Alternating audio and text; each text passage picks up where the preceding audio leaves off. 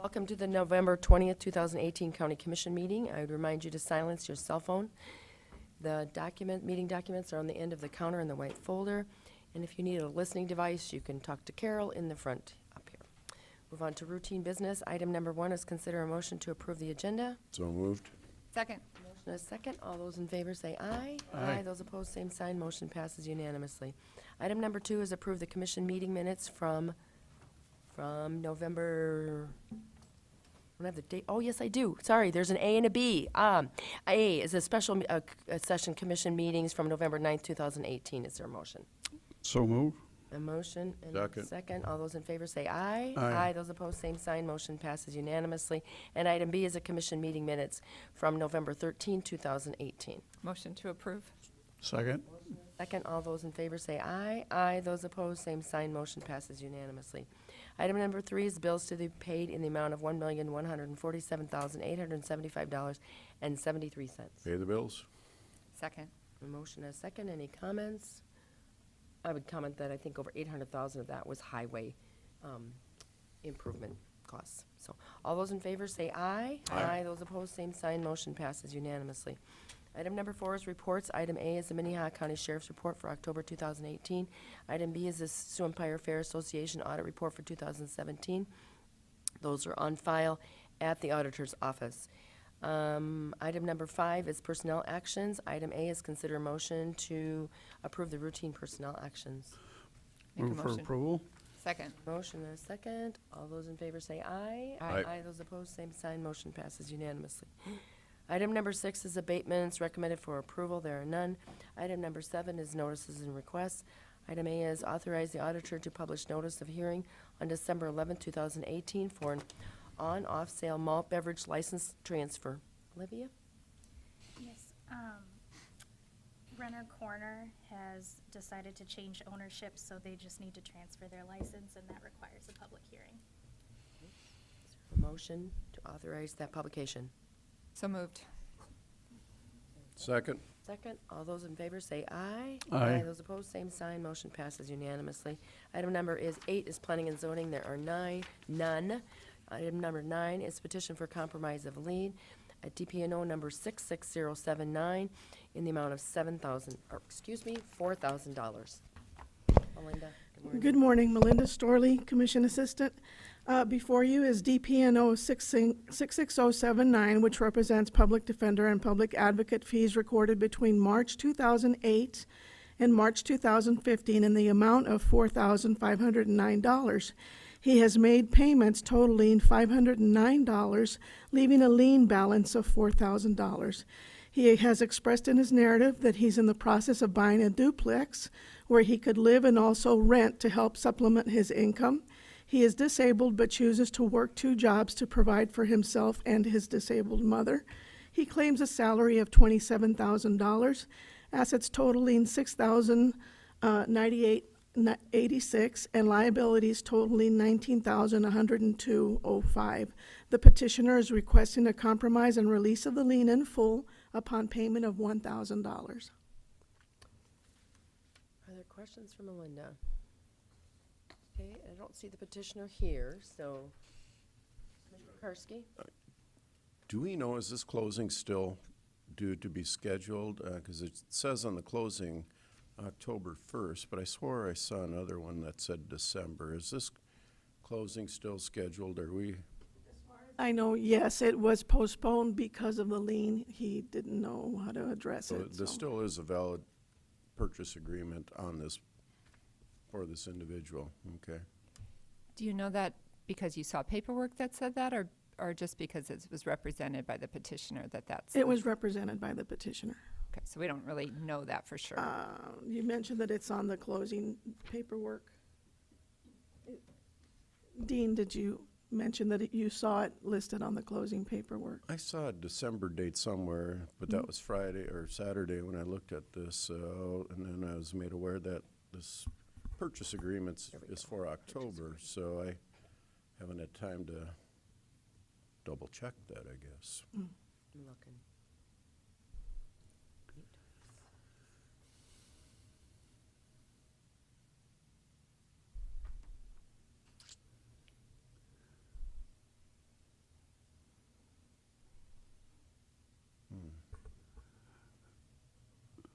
Madam Chair. Commissioner, I'm sorry. No, that's fine.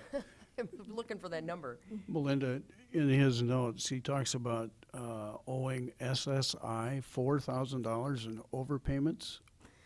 He didn't explain what that was all about. I just know that he is no longer considered disabled, but he's expressed that he elected to work versus receiving SSI.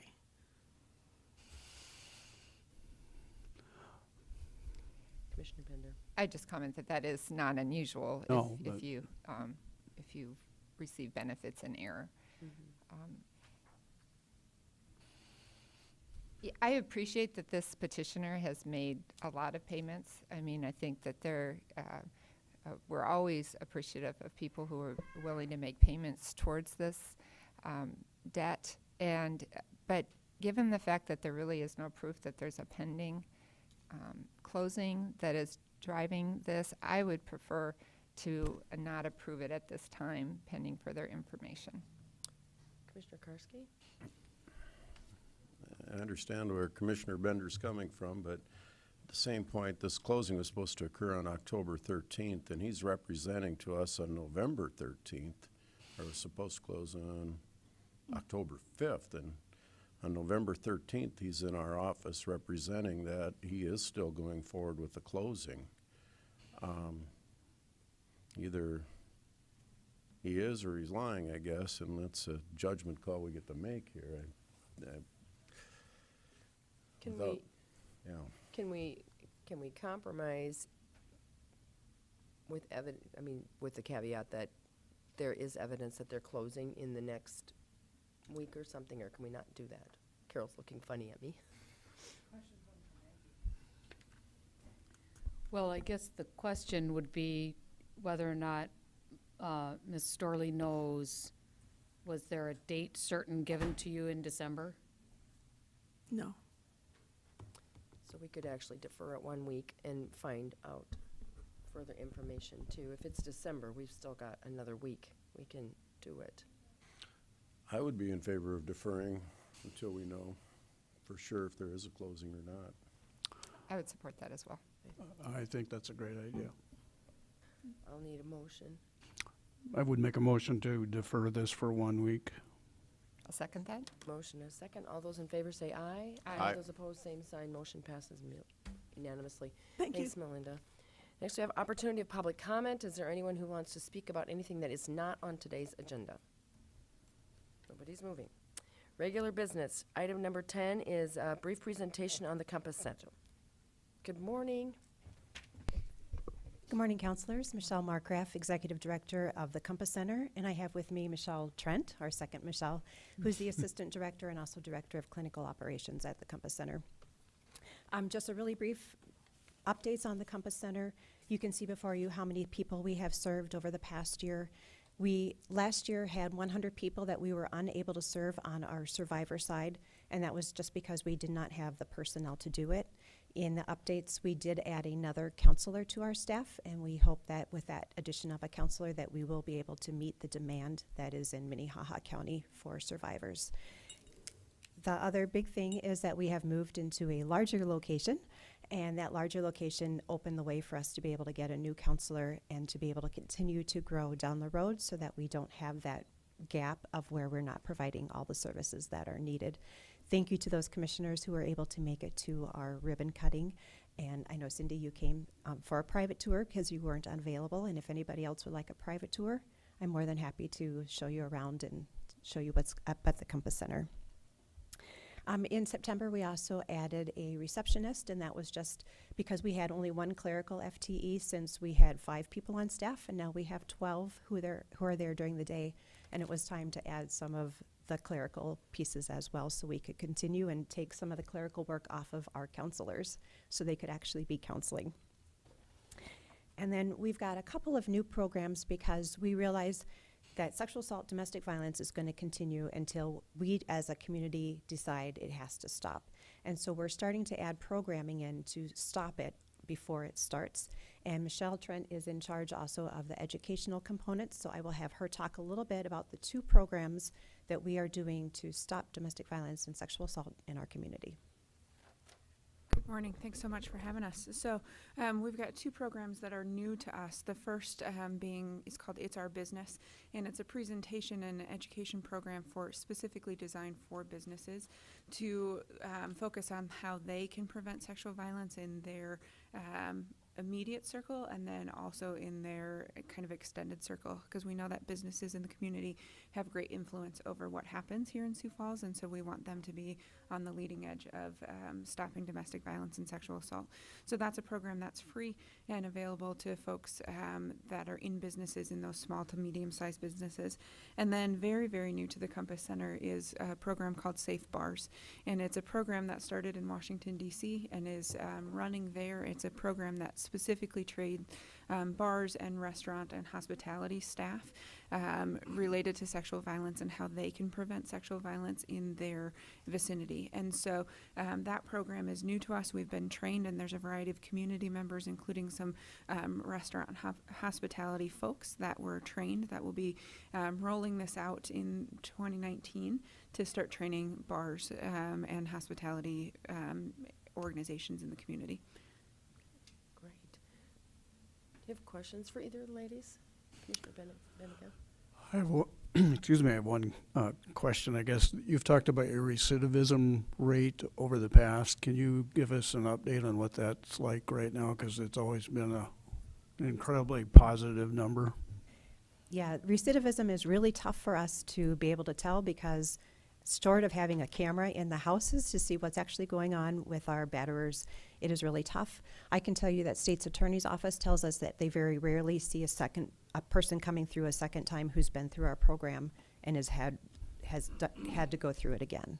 So that's probably the best I can do. We've tried to figure out how exactly to give you a percent, and it's really tough to figure that part out. I understand, but having people not come back is a good idea. Definitely. Yep. Commissioner Karski? Michelle, thank you for being here.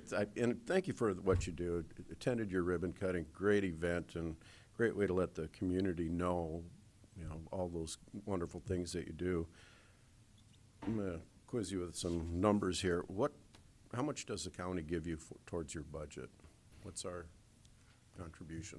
We get a total of $50,000, $35,000 from the county, and then $15,000 from the domestic violence fees.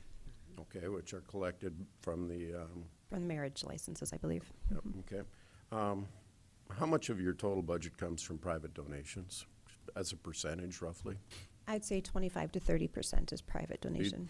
You do count on the community support Definitely. that way too, so, okay. And because the staff of 12, nobody works for free, so, thank you to the community and to all the supporters, but just so people know that the county does contribute to your budget also, and it's through licensing fees and so forth, marriage licenses and that type of thing that go to fund this. So thank you for what you do. Yep, we definitely appreciate the support we have from the county and the sheriff's office and state's attorney. We have a good working relationship and appreciate it a whole bunch. Gee, anything, Commissioner Bender?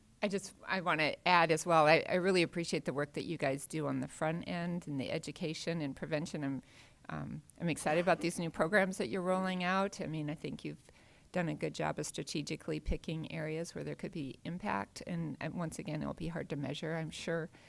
But I'm interested to hear about how that's received both by businesses and by the bars as you roll that out. And I do want to just congratulate you on your new space. I mean, it was really great, very functional space, and I mainly want to just thank you for the compassionate care that you guys offer every day. Those are very difficult situations that you voluntarily involve yourself in, and it makes a big difference. So thank you. Thanks. Thanks for coming, ladies. Yep. Item number 11 is a brief presentation of the 2018 79th Annual Sioux Empire Fair Report. Scott, good morning. Good morning, Scott Wick, President and CEO of the Sioux Empire Fair Association. Thank you for allowing us the time to present this year. We'll start off talking about attendance. We did cut the fair back by one day this year instead of opening up on Friday with a sneak peek and going through the second weekend through Sunday. We curfewed on Saturday, so we're down to still a long but productive 9-day fair. Oh, I better run this, don't I? So with that being said, our attendance was virtually flat. We were up just shy of 1,000 people. We did experience some weather the first 4 nights of the fair. The opening Friday night, we had high winds and hail come up about. I called the midway about 10:30. By 11 o'clock, we had very high winds, tipped over all the porta potties, tipped over all the garbages, and tipped over the fun house. So we got everybody out of there very safely. There were no injuries. Worked closely with our security and Pete Jarls, our head of security, Sheriff's Department, and the carnival. And the next morning, we definitely had a major cleanup. So we postponed opening instead of 10 o'clock till 2 o'clock in the afternoon on Saturday, which took a little bit of a hit because, you know, our weekends are the busiest. Being we're 9 days, midweek is definitely slower. But we did get that all cleaned up. Staff did a great job. And then Saturday, Sunday, and Monday after the show, thankfully, we also closed the midway down early those nights because the weather came within minutes after the show was over.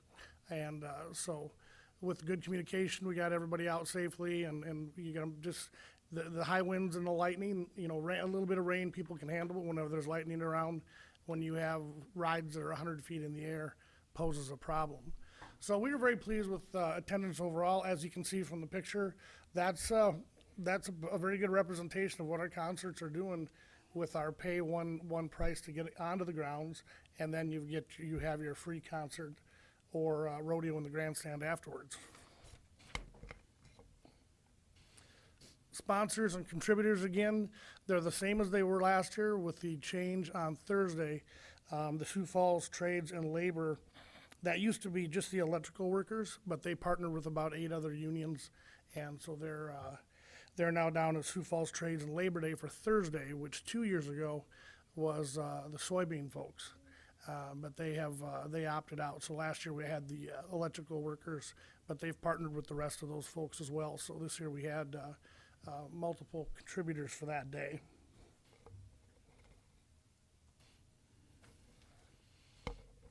We had our normal anchor special events, Senior Citizens Day, excuse me, that was sponsored by Lewis Drug with the lunch, Salute to Farmers Lunch, which is sponsored by the Chamber of Commerce, and then the Grindy School celebrated a 50th anniversary from when that building was brought out to the fairgrounds, and it's been there 50 years now. Fairgrounds improvements. We had a new ticket booth that was built. I guess I should have got Quality Builders off there first, but obviously they built it. They did give us a discount for advertising during the fair, which was nice. It worked very well. We do need to get a little bit of air conditioning in it for the gals. It gets a little hot, but that's out at the main entrance on the east side, and it gets used every night. Even though the shows are free, people still don't. We need to train them somehow to come earlier to avoid the long lines, because we could have lines 3-4 blocks long just because they wait till the last minute to get there. Continued improvements, as you guys well know, and we're very thankful for this. The grandstand was tuck pointed and caulked, painted, and we had new railings put on. So the grandstand is looking great. There's also been a little bit of work done to the roof. So the grandstand's in really good shape. It looks good. The painting was much needed with the tuck pointing and caulking. They power washed the entire outside, got that primed and painted, and it looks very nice. Other improvements, there's a new roof on the Bridalwood and Armory buildings. It no longer leaks or rains inside the Armory, which is very nice. First time in 8 years we haven't had to get the Zamboni out and suck up water after a rain. So awesome improvement. The city, the asphalt they give us, we asphalted some people call it the ring road, but the perimeter road that goes around from the south to the east side, so that's completely done.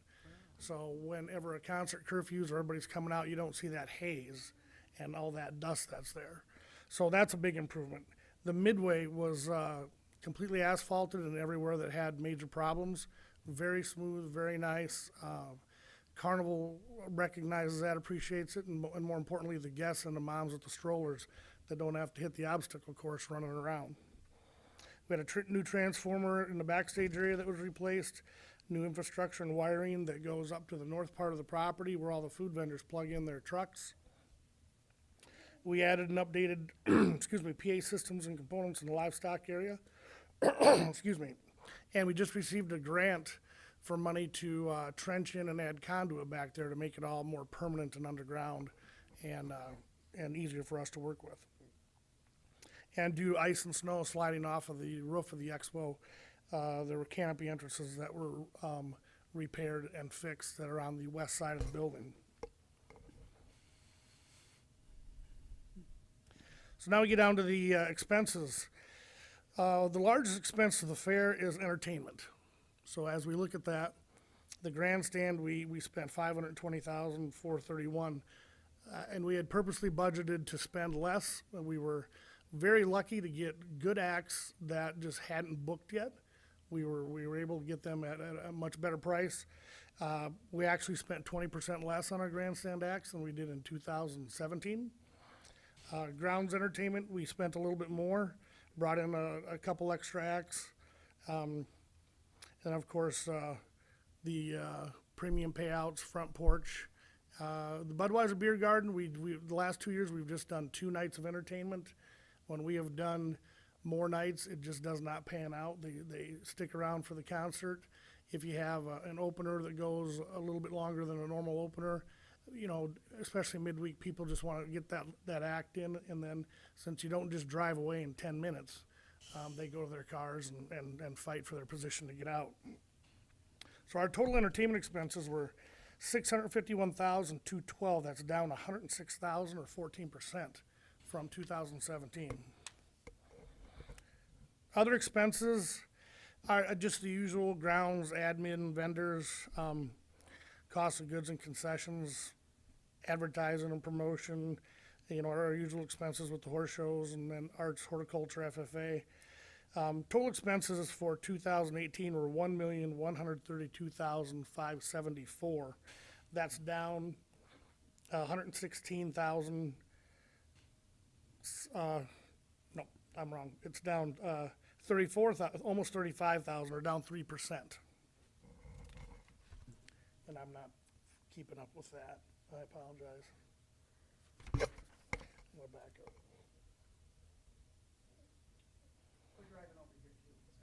You're driving? Oh, I didn't see that.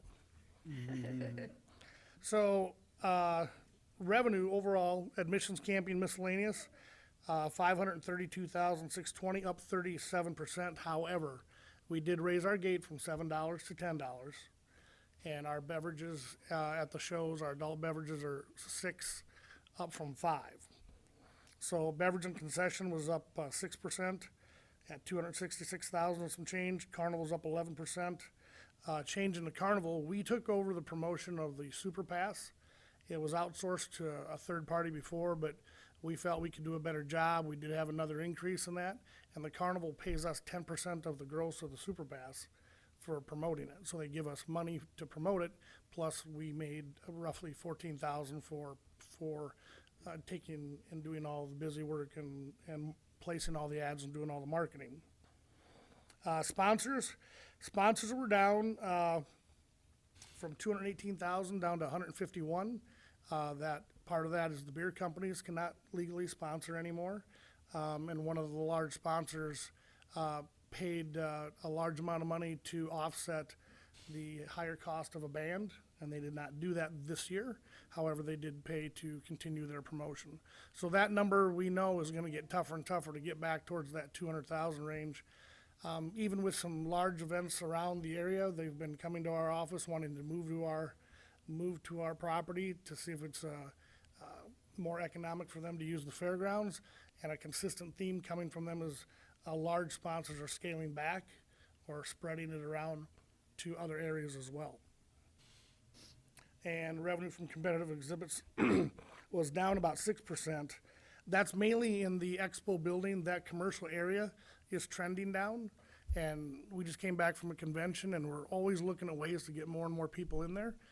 But in a city our size, with the retail we have and the as seen on TV aisles in every big building and things, internet has a lot to do with it. With Amazon, people can get things, order it now, it's there tomorrow.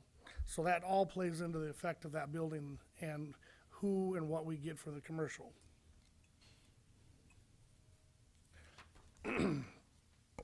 So general overview, our total revenue was $1,369,987 with expenses of $1,132,574 and a net income of $237,413. Compared to last year, the net was only $90,687, so 2.5 times what we did last year. So the fair business model changes all the time. We try to keep up with the trends and what the guests and the consumers want, but I think we have, moving forward, a pretty good model with room for kind of a hybrid. We can still do one ticketed show if we want to. The board has given approval on that. We were looking at that for next year, however, we were hours away from committing and got a phone call. It's good to have relationships in the entertainment business because SMG is going to be announcing something rather large potentially on that night. And both of they would have done okay. We would have it would have been bad. So we are not doing a ticketed event. But overall, considering weather and everything else, it was a very successful fair. Hard to believe it was number 8 Yeah. for me. Questions for Scott? Commissioner Karski? Scott, I know you have a fair board that you report to, and as well as kind of us, I guess. Right. But help me understand the admissions and the revenue from admissions, because it works out to be about $1.70 a day if you divide the 299,000 into the 532,000. How does that work? Well, between the gate, it's free till 1 o'clock, and all the exhibitors and 4-H and FFA and all those families that don't pay, there's a tremendous amount of people that get in for free. Okay. So we capture as many as we can from all the other hours that aren't part of sponsorships, that aren't part of the carnival, that aren't, everybody that has a job out there or shows something or is a staff member, everybody, and they're counted daily every time somebody comes in, they're counted daily. In the fair business, you need to have a certain attendance to attract certain vendors and people that will attend. Okay. So my choice, if I go to the fair as a resident of the area, I can buy a pass for the whole fair for, $65 is the super pass, okay, and that gets you in the gate every day and unlimited carnival rides. okay, or I can pay how much per day? $5? $10. $10 a day. Or you would come in every day for $10. So Okay. for every super pass we sell, and we sell almost, what was it? It was 2,200, I think, if I remember correctly. So those folks, 2,200 there, pay one time, and we get a portion of that from the carnival because we are out the other $10 every day that they would come. Sometimes they buy a super pass, come one day. Sometimes they come every day. There's folks that will buy the super pass that never ride a ride, that just use it because they come out to the fair every day for something, and it's a better value than spending $90. Okay, okay, Commissioner Bennett? thank you. Scott, I appreciate your report today. It's kind of as happenstance that you're also here on the same day that we had your audit provided, and I'm just wondering if you could give some update on the audit. I know the audit shows a picture as of where the fair was December 31, 2017, and I'm wondering if you can kind of bring us forward as to some of the issues that were noted in the audit and how you're doing on those. I haven't. I'm prepared for this meeting here and these questions. I can tell you that from a liability standpoint, our line of credit's at a balance of 0 now, and that was an issue of theirs at the time. So that balance is 0. Some more equipment's been paid off, and really, the new standard for GAAP was the ongoing concern that I'm sure that you read. So that was their big sticky point there. I know Gerald, you can answer that as well. He was in that meeting, but we're in a much better position than we were. We've paid off that line of credit, and financially we're in a good position. Okay. Commissioner Bennett, yeah? Well, I don't have the audit in front of me. I can tell you that the concerns that were brought up have been addressed from a day-to-day standpoint, and cash flow is always at everybody's discussion, and because of the profitability of the fair, it's improved. And Scott and his team have done a very good job of managing those concerns and made improvements with that. So at this point, we're happy with the results and hope that it continues. Was there a specific Well, concern? I certainly had a question about the ongoing concern Yeah. issues that were raised. There was a number of cash control kinds of issues that were raised. Do you know if those were all addressed? They've all been addressed. Probably the cash control issue that I recall is we only had one printer in the office, and occasionally checks get printed on that are just everyday printing that aren't checks. So they had concerns about that. We've recently brought another printer into the office that's just for checks. But all the checks are kept in the safe, and all that's been addressed, and all the checks that are voided are accounted for. And there's stronger policies for that and redundancies for duplication of checks and balances there, and a separate file just for voided checks with better explanations and stuff like that. So from a cash control standpoint, that was, anybody that's been through an audit, they had a concern with camping and triplicate receipts, and well, how do I know that somebody didn't come in the middle of the night and camp and leave? Well, quite frankly, I don't. If somebody comes in at 10 and 11 o'clock at night and parks their camper and leaves at 4 in the morning, I don't know that. My campground host is sleeping. So if somebody wanted to come out and rob me of $30 for 6 hours of camping, it can happen. But we have Tri-State Security comes through there 4 times a night. Not that they're tasked with keeping track of our campers, but during the times that Don is awake and running around on the golf cart, he does a very good job of it. And we have the triplicate receipts now, where the customer gets one, we get one, he gets one.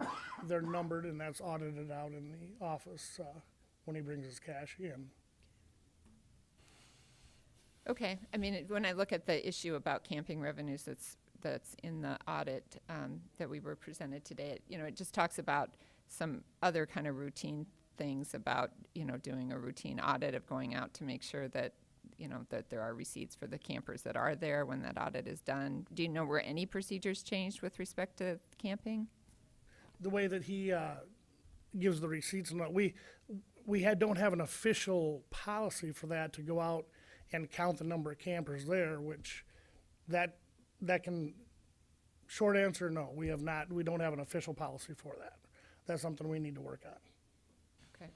Maybe, and I know I kind of caught you off guard, and so maybe it would be helpful if you could just go through that audit with the issues that were raised by the auditor and just provide a brief report to the commission about what actions have been taken based on the request of the auditor and where we are on that. I don't think it would have to be too lengthy, but it would be helpful just to know kind of what actions were taken as a result of the recommendations from the audit. Okay. Commissioner Bender, do you want that as a commission hearing or a memo? I think a memo would be fine. Yeah. Just write us up with something, that'd be fine. Additional questions? Okay, thanks, Scott. Thank you. Thank you. Item number 12 is authorize the Highway Department to purchase the 2019 Ford F-550 medium-duty truck under state bid contract number 17257. DJ. Good morning, Commissioners. DJ Boothie, Highway Superintendent. We are today requesting for your approval to purchase the budgeted F-550 4x4 for the bridge maintenance team. The existing vehicle is about 10 years old and it has 138,000 miles on it. We're actually just going to repurpose that vehicle, take the service body off of it, and put a different body from a different vehicle onto that one, and continue using it in the fleet.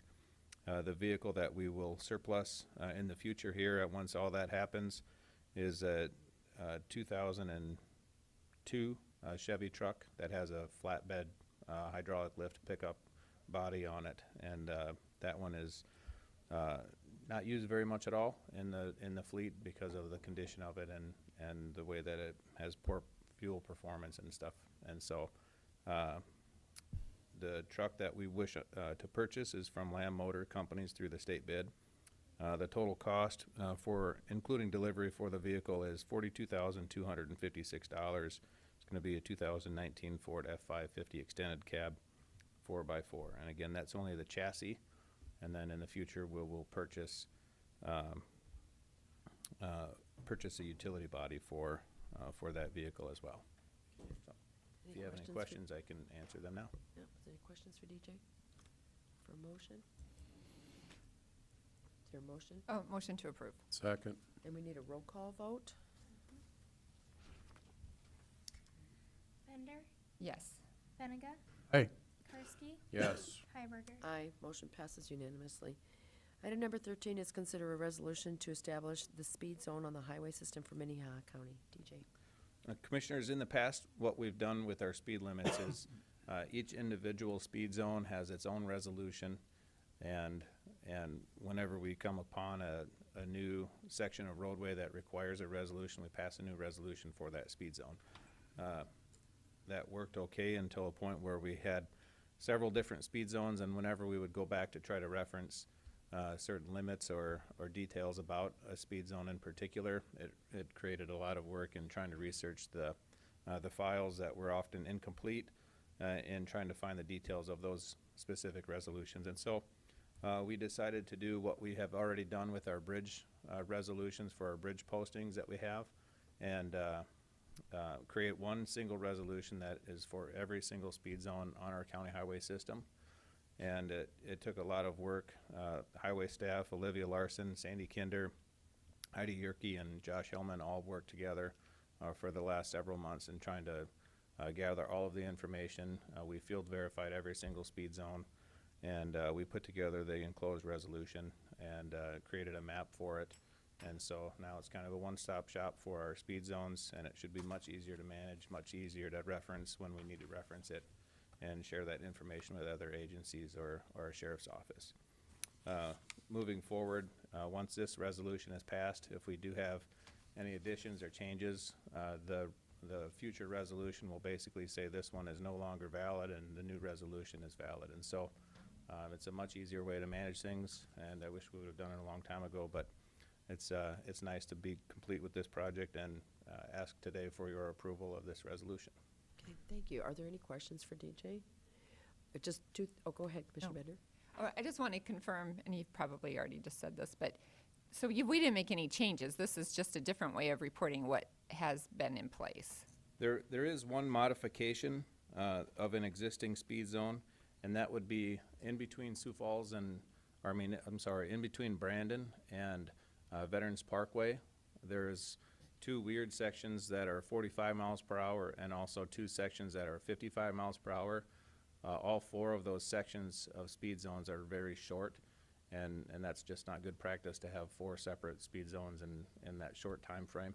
And so we made it all 45 miles per hour, worked with City of Sioux Falls and City of Brandon, and all three agencies agreed that the entire stretch should be 45 miles per hour. Commissioner Bender. And so that's on Rice Street? Rice Street and Holly. Yeah, okay. That's good. I always thought that was just a speed trap for me, so. Things, I appreciate the map, because after I looked through all these and I'm like, where is that? Then I had the map, and the map is great. So that's super nice. The other thing is, I just had a question for State's Attorney's Office, as since there was a change in some of the speed zones, and I realize that they just are all uniform, but do we have to notice that or anything? Or are we just fine with approving the whole new resolution? In accordance with the statute that Mr. Boothie referenced in the memo, I think that the resolution is fine, and he's also indicated that he's communicated and there's a process in place to update those speed limits to provide notice. Okay, that's all I needed. In the future, if we were to pass a resolution under statute, the county commission for some reason has the authority to establish a speed zone inside a municipality or a township on a road that's not our jurisdiction. And in that case, those agencies are required to provide notice. But we don't follow that practice in our county. And so as long as we're just doing our roads, we should be okay. Okay, I need a motion on this one. So moved. Second. A motion, a second. I need roll call vote, please. Yes. Benega. Karski, Yes. Bender, Yes. Hiberger. Motion passes unanimously. Thank you. Thanks, DJ.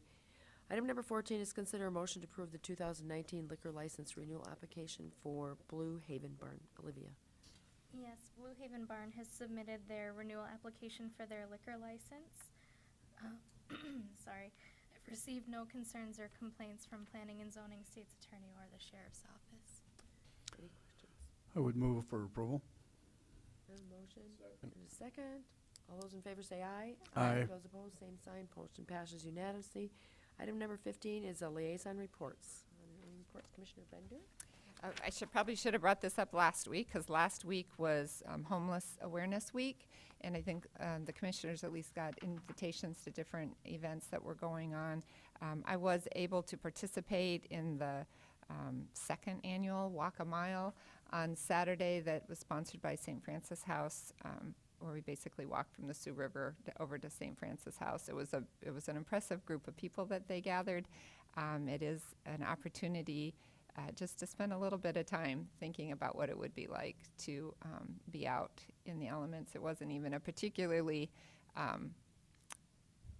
cold day, colder than Arizona, but not as cold as it could have been. But it was certainly worthwhile, and it was a good opportunity to visit with some folks.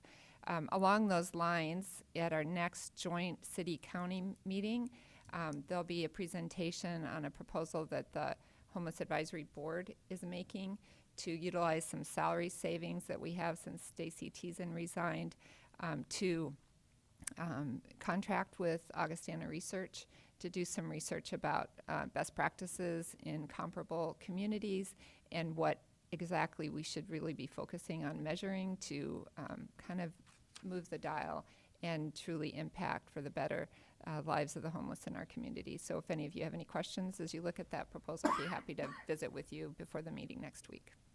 Okay. Commissioner Karski. To piggyback on Commissioner Bender's Hunger and Homeless Awareness Week, yesterday with Kathy Brechtelsbauer and then our Human Services, Lori Montes, and a few other people from the community, school board members, et cetera.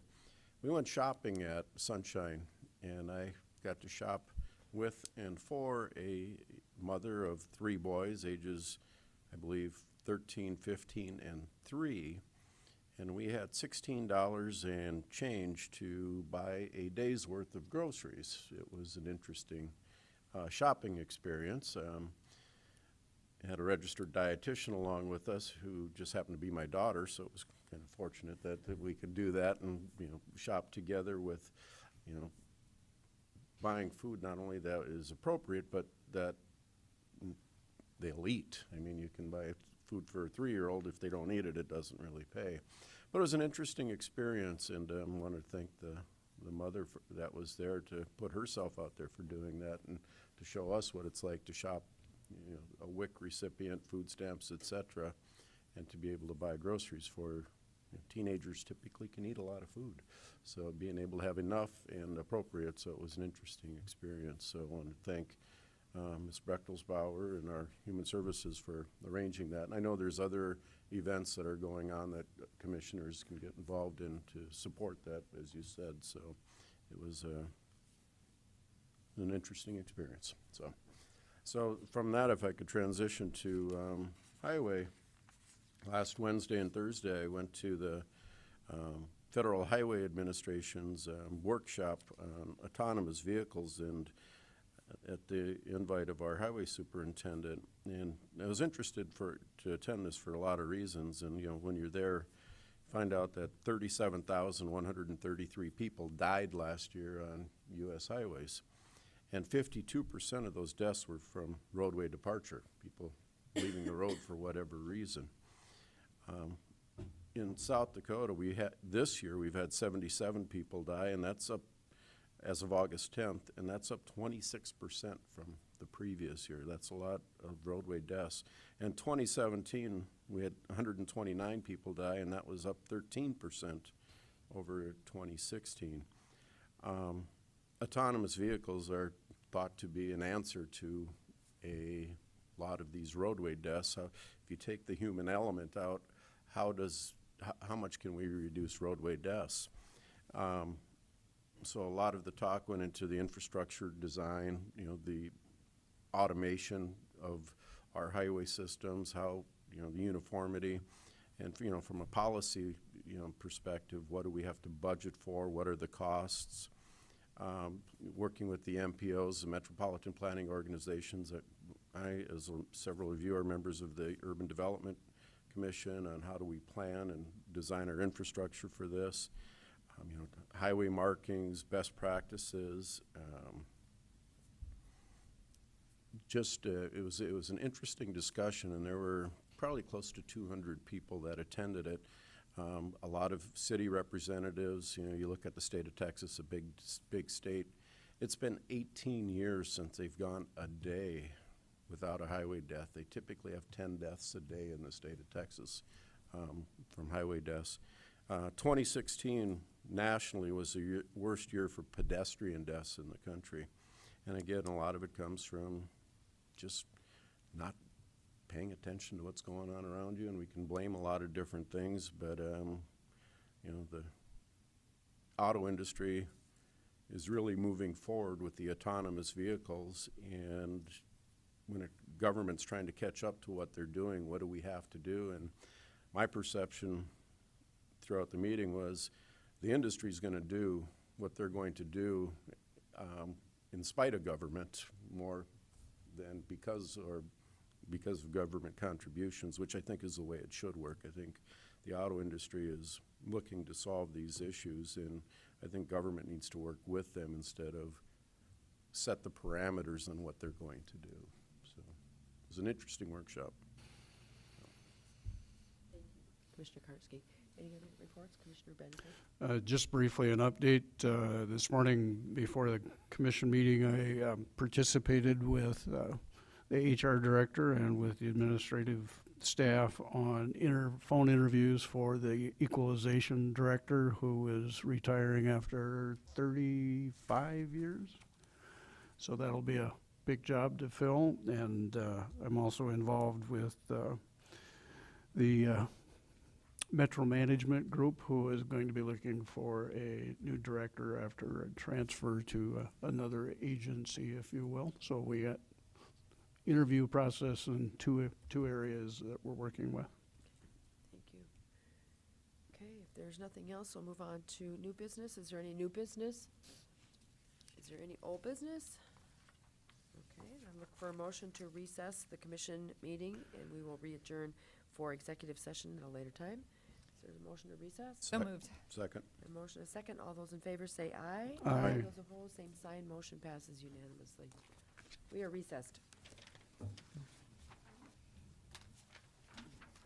Danielle, I have a comment for the artist.